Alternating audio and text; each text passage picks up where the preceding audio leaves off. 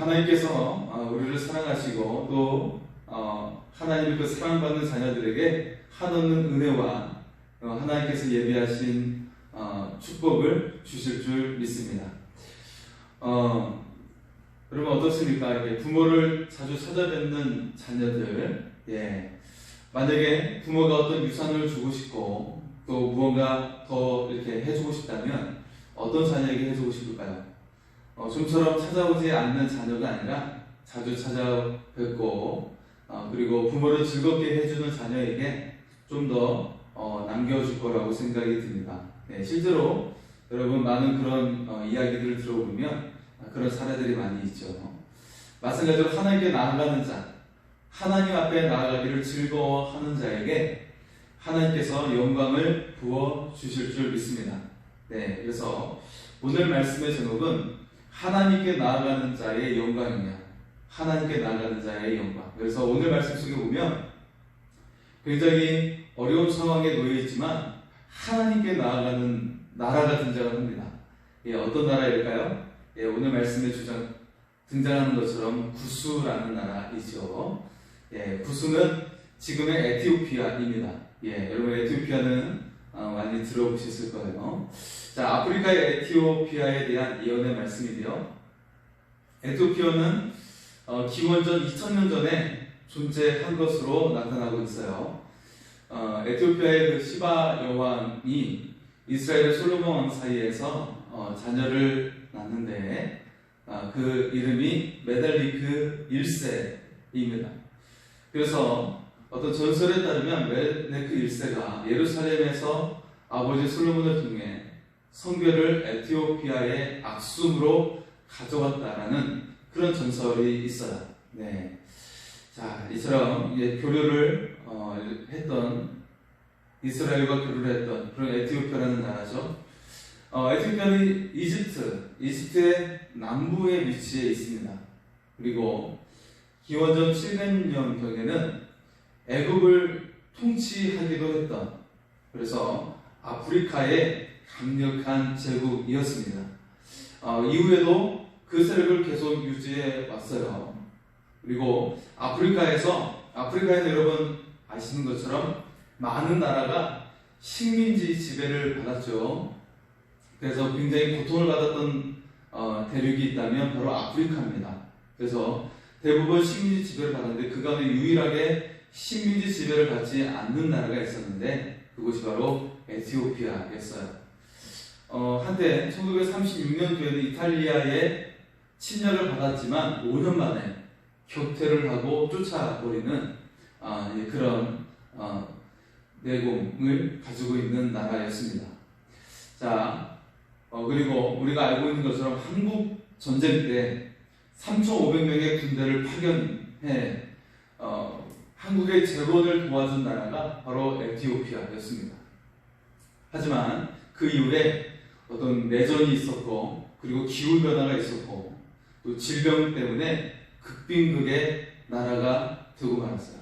그래서 그 전까지만 해도 자신 어떤 국력을 계속 유지해 왔는데 이제 근대가 오면서 되어지면서 그렇게 내전과 기후 변화와 질병 때문에 큰 어려움을 겪고 있는 그런 상황 속에 있습니다. 자, 여러분 신약 성경 속에서도 에티오피아라는 나라가 등장을 하죠. 어딘지 아십니까? 바로 빌립 집사를 통해서 초대교회 빌립 집사를 통해서 복음을 받아들인 에티오피아 내시에 대한 이야기가 등장하고 있어요. 그래서 성경을 연구하면서 이 말씀이 무엇일까? 라고 고민하고 있는 에티오피아 내시에게 빌립 집사가 복음에 대해서 설명을 해주는 그런 말씀이 등장을 하죠. 그래서 세례를 받게 되죠. 여러분 실제로 에티오피아는 정교회와 개신교들을 포함해서 기독교인들이 60%에 달합니다. 굉장히 많은 숫자의 기독교인들이 있습니다.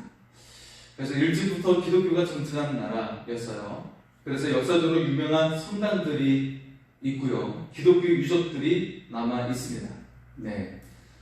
자, 이 본문 속에서 에티오피아에 대해 슬퍼하는 느낌의 예언을 하고 있습니다. 1절과 2절의 말씀을 볼까요? 자, 1절과 2절입니다. 슬프다 구스의 강 건너편 날개 치는 소리 나는 땅에 갈대배를 물에 띄우고 그 사자를 수로로 보내며 이르기를 민첩한 사절들아 너희는 강들이 흘러 나누이 나라로 가되 장대하고 준수한 백성 곧 시초부터 두려움이 되며 강선하여 대적을 걷는 백성에게로 가라 하는구나. 아멘. 자, 구수에 대해서 슬프다 그렇게 먼저 표현을 하고 있습니다. 네. 왜냐하면 지금 이 시대가 이사야 선지자가 예언하는 이 시대가 패권을 쥐고 있는 나라가 아수르라는 나라였습니다. 그래서 이 아수르라는 나라가 많은 땅들을 차지하고 이스라엘의 위협을 가하고 있었고요. 애국과 또 에티오피아도 굉장히 어려움을 겪고 있는 상황 속에 두려움에 떨고 있는 상황이었어요. 그래서 슬프다라고 이야기를 먼저 하고 있습니다. 그러면서 1절 말씀 속에 보면 날개치는 소리나는 땅이요 라고 이야기하고 있어요. 굉장히 오늘 말씀이 시적인 표현이에요. 시적인 표현으로 은유법을 이렇게 사용을 하고 있습니다. 마치 이제 의인화시켜서 사람처럼 그 땅을 표현을 하고 있는 것이죠. 자, 날개치는 소리나는 땅이요 라고 하는 것은 이제 아수르가 공격해 들어오고 위협을 가하니까 어떻게 해요? 여러분, 우리나라를 도와달라고 다른 여러 나라의 사절들을 보내요. 그래서 도와주십시오 라고 왕의 그런 말을 전달을 하는 것이죠. 자, 이 모습을 날개치는 소리나는 땅이요 라고 그렇게 표현을 한 거예요. 예. 여러 나라에 사신을 보내니까 마치 말을 타고 사신 일이 같겠죠. 그러면서 막 굉장히 재빠르게 발빠르게 마음이 급한 상황 속에서 그렇게 발빠르게 움직이면서 재빨리 이 소식을 전하는 그런 모습을 날개치는 소리나는 땅이요 라고 그렇게 표현을 한 것이죠. 자, 그 가운데 구스가 사절단을 보낸 나라 가운데 남유다 히스기야 왕에게도 보냈습니다. 예. 왜냐하면 히스기야 왕이 아수르의 공격에 이제 가장 지금은 최전방 속에 지금 놓여 있는 상황이에요. 그러면서도 그걸 막아내고 있는 거예요. 그래서 굉장히 이 조그만한 나라가 이걸 막고 있으니까 굉장히 대단하다 그런 상황 속에 생각을 한 것이죠. 그런데요, 이사야 선지자는 히스기야 왕에게 에티오피아와 동맹하지 말라라고 경고의 말씀을 주고 있습니다. 예, 왜냐하면 하나님의 말씀 가운데는 철저하게 이방 나라를 의지하지 말고 하나님께 구하라. 하나님의 손이 연약해서 너희를 구하지 못하겠느냐? 다른 나라에게 도움을 구하지 말고 하나님께 구하라 라고 하시는 것이 하나님의 강력한 의지였습니다. 그렇기 때문에 이사야 선지자를 비롯해서 예레미야 선지자랄지 에스겔 선지자랄지 대부분 똑같습니다. 똑같이 이방 나라를 의지하는 것이 아니라 하나님을 의지하는 거예요. 하나님만을 의지하라고 하는 것이 하나님의 강력한 의지였어요. 예, 하나님의 뜻이었습니다. 자, 그러면서 2절 말씀 속에 보면 에티오피아는 갈대배를 물에 띄우고 장대하고 준수한 백성, 두려움과 강선한 백성들로 표현하고 있습니다. 네. 자, 이 에티오피아도 이집트와 마찬가지로 이제 파피루스로 만든 갈대배가 굉장히 유명합니다. 그래서 이 배는 가볍고 매우 빠른 배이죠. 그래서 거기에 이 갈대배를 타고 나일강을 따라 사절들을 보낸 것이죠. 이렇게 사절들을 보냈습니다. 자, 3절에 세상의 거민들이 대적의 침략을 보게 될 것을 말씀하고 있어요. 그러면서 산들 위에 기치를 세우고 나팔을 부는 것을 통해 세상의 사람들이 대적의 그 적군의 침략을 듣게 될 것이라고 말씀하고 있는 것이죠. 자, 산들 위에 기치라고 한다는 것은 그 시대에 어떤 전쟁이 발생했다라고 한다면 어떤 식으로 소식을 알렸어요? 산봉우리에 봉화대를 설치해서 불을 지피면 그래서 전쟁이 났다라는 것을 알 수가 있었죠. 네. 그리고 그러면서 또 나팔을 불면서 적군이 침략했다라는 것을 그 신호를 알 수가 있었던 것이죠. 그것을 산들 위에 기치를 세우고 나팔을 부는 것으로 표현을 하고 있습니다. 자, 적군이 침략해 왔다. 그 소식이 들려오고 있다는 것이죠. 자, 이처럼 아수르가 위협을 가하고 있는 거예요. 아주 긴박한 상황 속에 놓여 있는 것이죠. 아수르를 대하는 나라마다 풍전풍화처럼 하나씩 꺼져 나갔어요. 다 그 나라가 정복을 당하고 말았던 것이죠. 그렇기 때문에 얼마나 두렵겠습니까? 예. 그래서 우리나라에도 얼마나 많은 백성들을 그들이 살육하고 두렵게 할 것인가. 그런 두려움 속에 그들이 놓여 있었던 것입니다. 자, 이제 4절에서 6절의 말씀에 보면 하나님께서 더욱더 적극적으로 말씀하고 계십니다. 그래서 여호와께서 내게 이르시되 라고 그렇게 시작이 되고 있죠. 자, 이 말씀은 굉장히 어떻습니까? 우리를 두렵게 했던 나라 아수르, 구스 땅을 슬프게 했던 나라 아수르, 그래서 많은 사신들을 보내서 도와달라고 요청을 해야만 했던 그런 상황 속에 놓이게 했었는데요. 이 아수르라는 제국을 향한 하나님의 심판이 4절에서 6절 말씀에 등장을 합니다. 자, 역시 굉장히 시적으로 표현을 하고 있어요. 네, 시적으로 그들이 어떻게 될지를 하나님께서 말씀을 하고 있습니다. 먼저 4절의 말씀을 보겠습니다. 여호와께서 내게 이르시되 내가 나의 처소에서 조용히 감찰하니 쬐이는 일광 같고 가을거리에 운무 같도다. 아멘. 자, 이 말씀의 표현이 조금 어렵죠. 그래서 표준 세번역으로 제가 다시 한번 읽어보겠습니다. 한번 들어보시기 바랍니다. 주님께서 나에게 이렇게 말씀하신다. 내가 나의 처소에서 조용히 내려다보겠다. 추수절 더운 밤에 이슬이 조용히 내려앉듯이 한여름 폭염 속에서 뙤약볕이 고요히 내리쬐듯이 라고 말씀하고 있습니다. 자, 4절 말씀을 보면 하나님께서 조용히 내려보겠다라는 거예요. 네, 내려다보겠다. 지금 내 마음이 굉장히 급하고 정말 한시라도 빨리 좋은 소식이 들려오기를 그런 마음이 굉장히 급한데 하나님께서는 굉장히 어떤 말씀을 주자면 매우 답답한 말씀을 주시는 거예요. 우리에게 어떻게 말씀하세요? 내가 내려다보겠다. 내가 내려다보겠다는 거예요. 하나님 지금 내 마음이 급한데 무슨 말씀이세요? 지금 당장 와서 우리를 도와주시는지 어떤 해결책이라도 말씀을 해주세요 라고 하는 것이 우리의 마음인데 하나님께서는 우리에게 우리가 볼 때 매우 답답한 말씀을 주십니다. 내가 내려다보겠다. 그렇게 말씀하시는 거예요. 네, 여러분 우리의 삶 속에 보면 굉장히 답답한 일을 당하지 않습니까? 어려움을 당하지 않습니까? 예, 당장 금전적인 문제를 해결을 해야 되고 또 식구 중에 누가 아픈 사람이 있어서 정말 하나님의 응답이 굉장히 빨리 와야 되는데 응답이 오지 않고 계속 그 질병으로 씨름하고 있어요. 내 자녀에게 문제가 있는데 이 자녀의 문제가 해결되지 않는 거예요. 빨리 취업이 되어야 하는데 그 취업 문제가 해결되지 않고 내 마음은 답답해 죽겠어요. 자녀가 계속해서 그 어려운 상황 속에 놓여 있는 것이죠. 답답해 죽겠죠.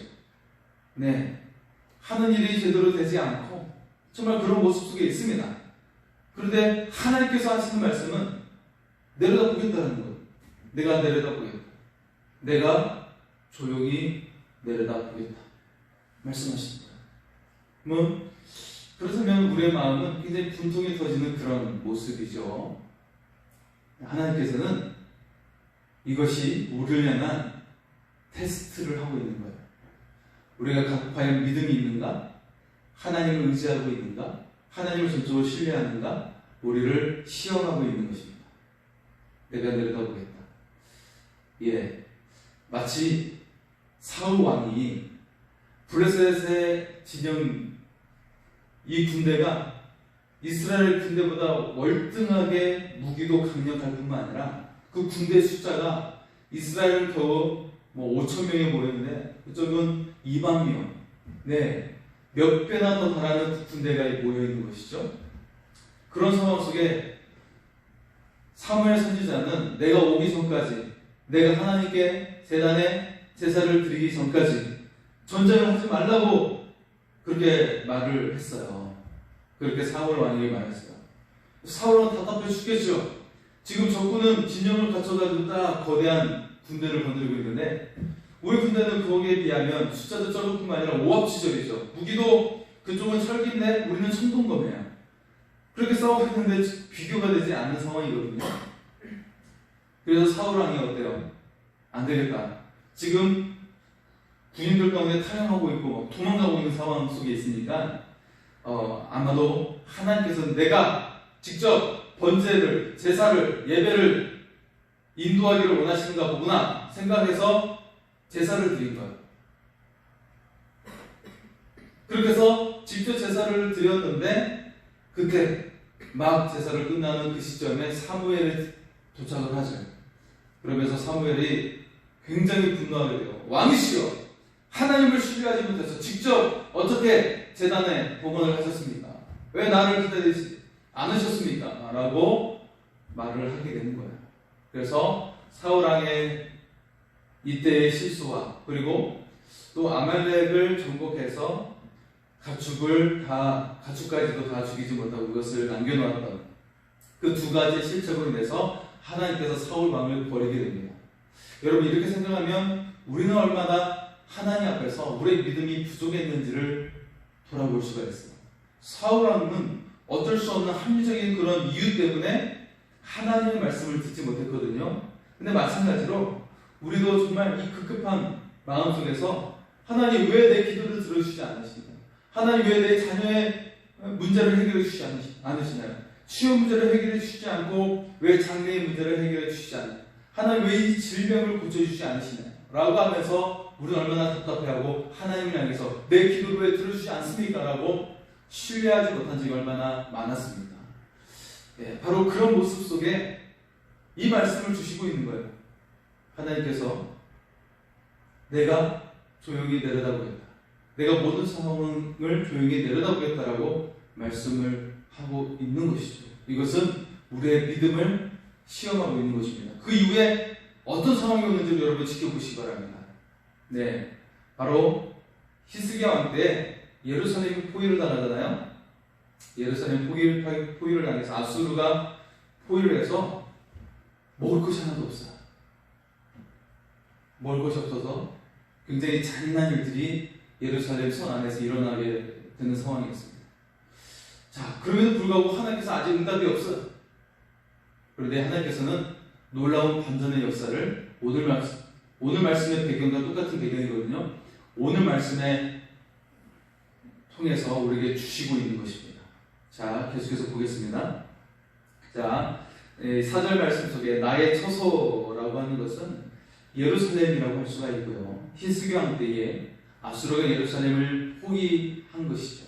그런데 이 침략을 이제 비유적으로 이렇게 표현을 하고 있습니다. 추수철 더운 밤에 이슬이 내려앉듯이 폭염 속에서 뙤약볕이 내리쬐듯이 아수르가 침략을 당할 것이다. 아수르가 정멸하게 될 것이다 하고 있습니다. 여러분, 추수철에 이슬이 내려앉는 것은 폭염 속에서 뙤약볕이 우리를 내려주면서 얼마나 이 태양볕이 굉장히 뜨겁습니까? 그리고 또 추수철에 보면 아침 이른 시간에 보면 이슬이 내려앉아가지고 모든 풀이 젖어 있어요.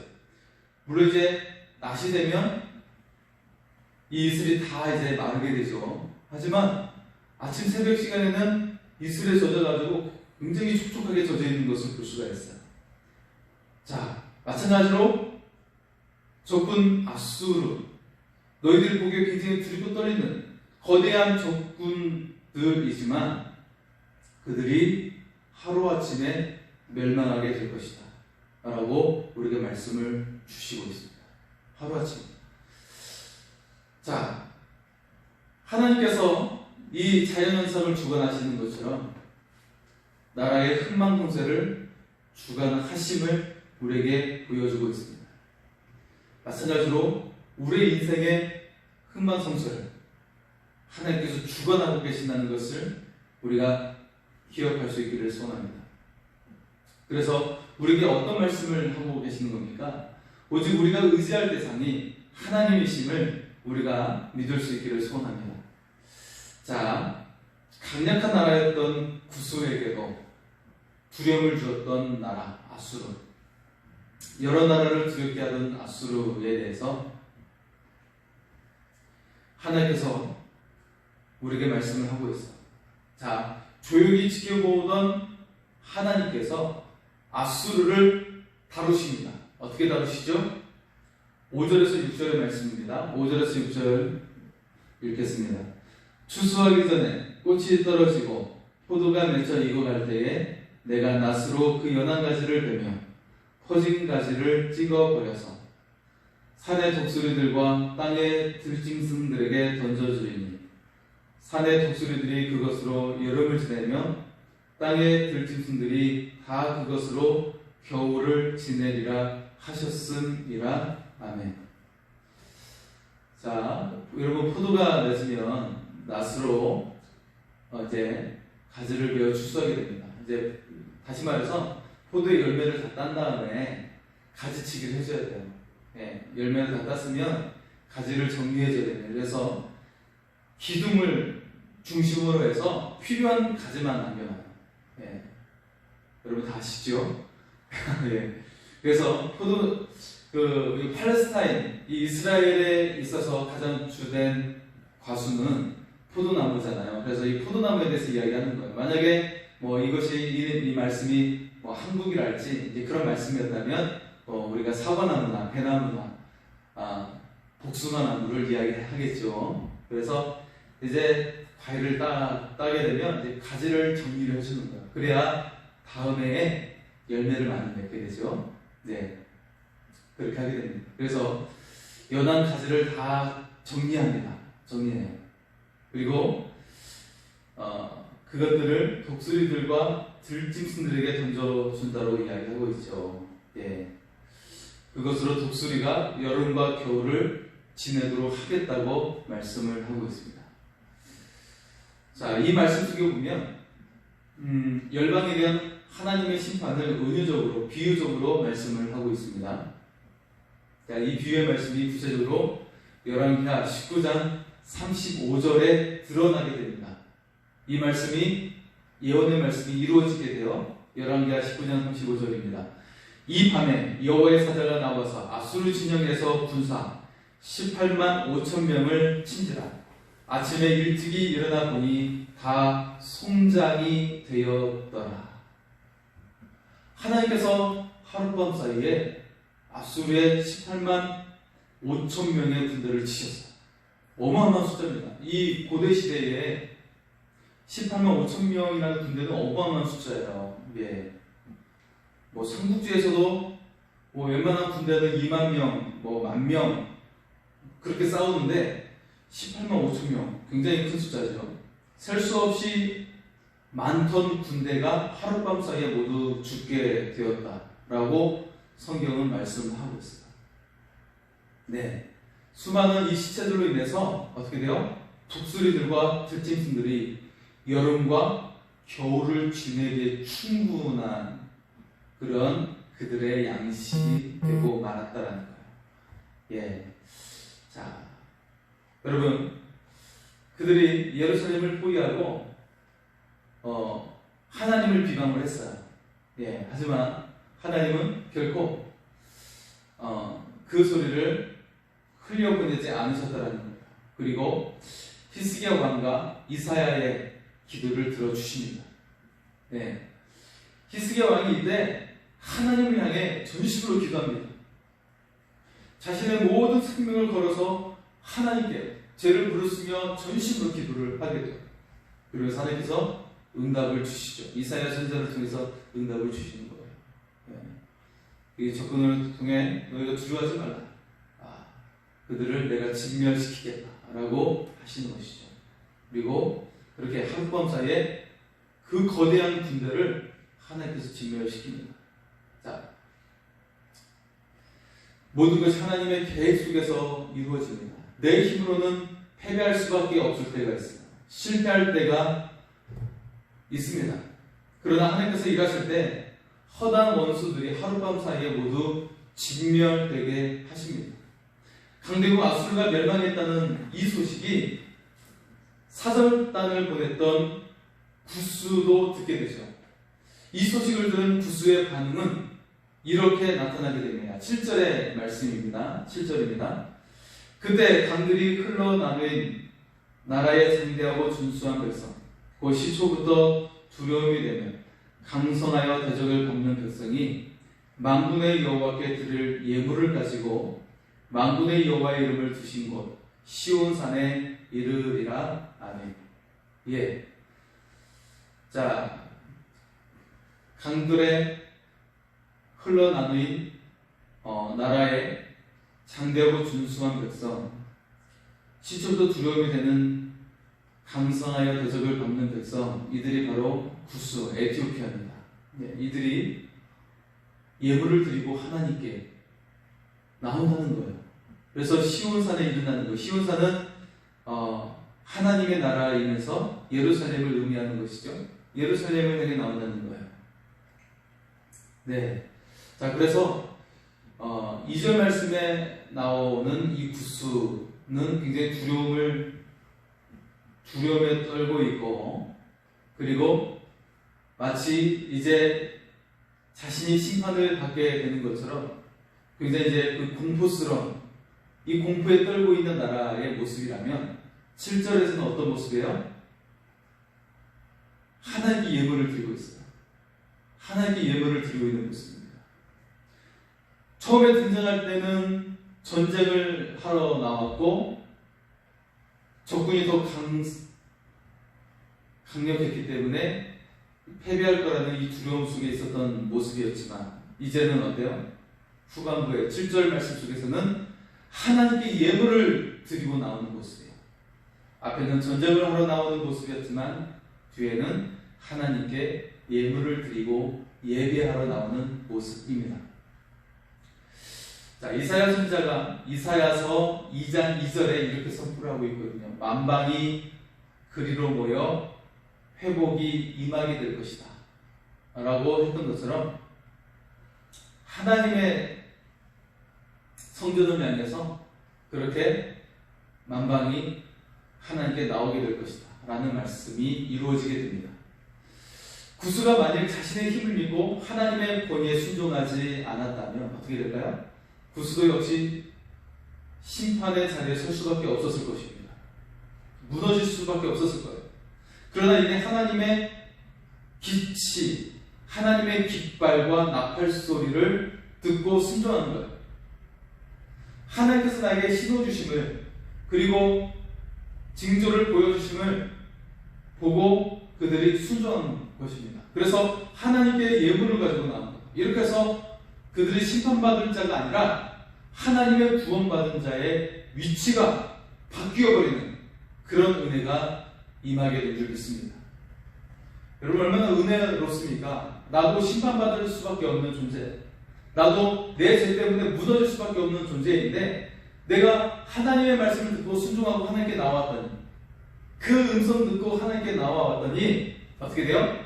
구원의 백성이요, 하나님께서 친자녀로 삼아주시는 은혜의 자녀가 된 줄 믿습니다. 여러분, 얼마나 은혜롭고 감격스러운 상황입니까? 마치 우리 사랑의 원하던 손양원 목사님이 어때요? 내 아들, 두 아들을 죽인 공산당, 이 공산당을 죽이지 말라고 했어요. 내가 그를 용서하겠다고. 그리고 내 아들을 죽인 그 원수와 같은 자를 향해서 어떻게 말씀하시죠? 양아들로 삼죠. 양아들로 삼는 거예요. 그의 생명을 구할 뿐만 아니라 그를 양아들로 거둬서 그를 보살피는 역할을 하게 된 것입니다. 이 얼마나 감격스러운 모습입니까? 우리도 하나님 앞에서 얼마나 원수 같은 삶을 살아왔나요? 그런 우리를 거두어 주시고 구원의 자녀로 삼아주시고 하나님 나라의 유업을 이을 상속자로 삼아주신 이 감격을 우리가 누릴 수 있기를 소원합니다. 네, 바로 이 구스 땅이 지금 그 은혜를 누리게 된 것입니다. 여러분, 오늘 말씀을 통해서 우리가 바라보아야 할 것이 무엇인지를 묵상하게 됩니다. 하나님의 신호는 모두에게 동일하게 와요. 여러분, 지금 우리가 하나님을 믿고 있는 우리에게만 주시는 것이 아니라 하나님을 믿지 않는 모든 사람에게도 하나님의 신호는 동일하게 온다는 것이죠. 다만 그것을 발견하는 자가 있고 발견하지 못하는 자로 나누어지게 됩니다. 남유다의 히스기야 왕도 그의 영이 빛 가운데 있을 때에는 하나님의 신호를 발견했어요. 하나님의 신호를 발견하고 철저하게 하나님을 신뢰했습니다. 그러나 그의 영이 어두웠을 때는, 어둠 가운데 있을 때는 하나님보다도 사람을 의지했습니다. 그가 그 질병이 나음을 입고 그의 생명이 15년 연장이 되지 않았습니까? 그때 아수르를 이겼다고 하고 그리고 그의 질병을 나았다는 소식을 들었던 바벨론의 사신이 찾아오게 되죠. 그 당시만 해도 바벨론은 아수르에 의해서 고통을 받고 있었고요. 아직 연약한 상태였습니다. 그래서 바벨론의 사신이 왔는데 히스기야 왕이 어떻게 돼요? 자신의 모든 창과 곡간을 다 보여줘요. 무기고도 보여주고 성전까지도 다 보여줍니다. 그래서 하나님께서는 아셨어요. 이 히스기야가 아수르의 공격을 막아내고 그리고 많은 나라의 존경을 받게 되고 그리고 그의 질병이 나음을 입은 그것에 대해서 교만에 빠져 있다는 것을 아셨어요. 그렇게 해서 바벨론의 사신이 왔을 때 그 모든 걸 보여준 것이 자랑하듯이 보여주고 있다는 것을 아셨습니다. 그래서 이사야 선지자를 통해 보내서 하나님께서 말씀하시죠. 네가 그 사신들에게 보여줬던 그 모든 것을 다 바벨론에게 빼앗기게 하겠다 하십니다. 그것은 히스기야 왕이 그의 영이 어두워졌을 때 일어나게 된, 그가 교만으로 인해서 일어나게 된 그런 모습입니다. 자, 여러분, 따라서 어떻게 됩니까? 우리는 항상 하나님의 영광 앞에 나아가야 합니다. 날마다 하나님께 나아갈 때 하나님의 영이 우리를 빛 가운데 비춰주시고 우리의 영을 밝아지게 하십니다. 그래서 하나님의 신호를 듣고 은혜를 얻게 하시는 거예요. 하나님의 영광을 얻게 하시는 것입니다. 그래서 여러분, 우리가 날마다 하나님 앞에 나아가는 그런 은혜의 삶을 살아갈 수 있기를 소원합니다. 그때 우리의 영이 밝아지게 되고 하나님의 신호를 분별하게 되는 거예요. 그래서 멸망의 자리에서 구원의 자리를 얻게 되고 죄 가운데 죽을 수밖에 없는 우리가 하나님께서 우리에게 구원의 은총을 얻게 할 뿐만 아니라 하나님의 유업을 잊게 하시는 상속자가 되게 하시는 그런 영광을 얻게 하실 줄 믿습니다. 여러분, 하나님께 나아가는 자가 얻게 될 영광을 누리는 우리의 삶이 될 수 있기를 소원합니다. 오늘도 우리가 여러 고민이 있을 거예요. 어려운 마음, 답답한 마음이 있을 것입니다. 그럼에도 불구하고 내가 오직 하나님을 신뢰하고 나가면 하나님께서 아수르 군대 18만 5천 명을 하루아침에 진멸시켰던 것처럼 여러분, 지금 하나님의 모습이 굉장히 답답해 보일지 몰라요. 그럼에도 불구하고 우리가 신뢰하고 하나님께 나아갈 때 하나님께서 여러분의 삶 가운데 영광의 삶으로 바꾸어 주실 줄 믿습니다. 그 하나님을 신뢰하며 나아가는 우리의 삶이 될 수 있기를 소원합니다. 우리 하나님께 찬양 나가겠습니다. 먼저